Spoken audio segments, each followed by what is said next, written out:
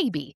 But what I've realized over this past year is it doesn't have much to do with me just being tired or working too much. It's much deeper than that. And I think for most people, the consistency issue is deeper than I'm just tired or I'm just lazy. I'm just a procrastinator. Or I never finish things. First off, my friends, stop telling that story. Okay. I'm not saying it hasn't been true up to this point. I'm not saying that you're, not looking at that as evidence. I'm not gaslighting you. What I'm saying is ask yourself, do you want to keep telling that story and believing that to be true? Or do you want to shift that story into something different?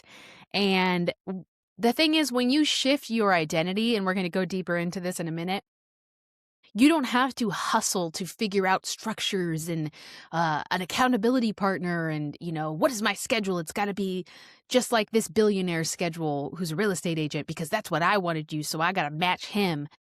It's not that complicated. It flows much easier. I'm not saying you don't have to put in work. I'm not saying you get to sit on the couch and do nothing all day.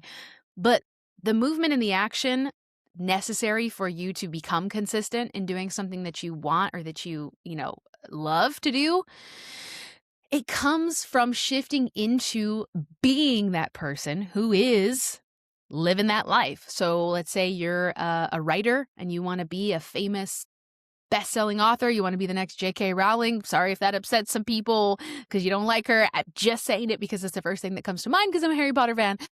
Not saying anything about her. Anyways, maybe you want to be the next, big mystery writer. I don't know. It's shifting into the identity of being that person now. Like, how would I feel? Because what happens is when you daydream about something, when you first get excited about it, you know what I'm talking about. When you're all in that energy of, ooh, I would love that. I would love to be a writer. I would love to be a photographer. I would love to be Beyonce and be on stage. There's just this childlike joy that comes up and this lightness, and you can see it, right? Even people who say, oh, I can't visualize, you can often see or feel yourself in that future, and you're like, whoa, that'd be sick, right? It's inspiration. And then what happens is over time, that kind of flame starts to fizzle out, but it's not because you're lazy. I want to make that first point. I don't know anyone who's genuinely just lazy, okay? And I know some of y'all are going to say, you don't know my Uncle Bob or my neighbor Jim's son, George. Basic names. Anyways, oh, he plays video games all day and doesn't lift a finger. He's lazy.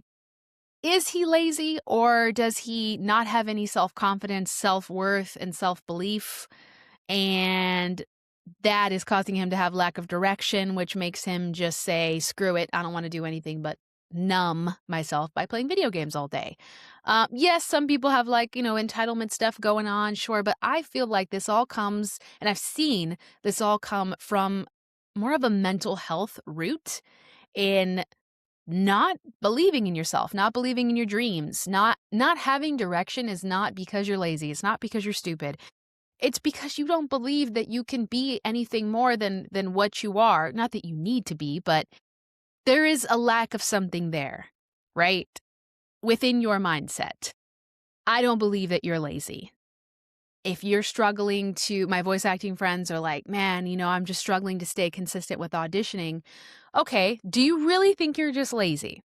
Or do you think that, A, you're overwhelmed by your current life circumstances? Maybe you work a full-time job and you're trying to adopt this new lifestyle, whether it's a business career or you're trying to work out 5 days a week and you just have so much going on that you're exhausted. You don't have any more space for something new. So you get upset because you start this, right? It's January 2026. I'm going to start working out at the gym 3, 4, 5 days a week. And then by week 3, you're like, I'm so tired. I can't do it. It's normal.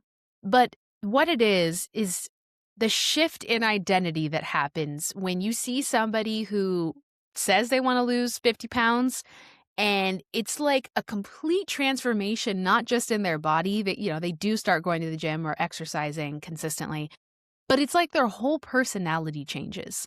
They don't become a different person in the sense that, like, oh, they weren't good enough before and now they're worthy because they're going to the gym, but there is a total shift, and that's why they say fitness is a lifestyle, diet is a lifestyle versus a, 30-day cleanse or whatever, versus, going and doing extreme workouts. It's so much less about the thing and more about who you become in search of the thing, or in practice of the thing. So it's the same with everything in life. You have to shift into the version of you that does this thing.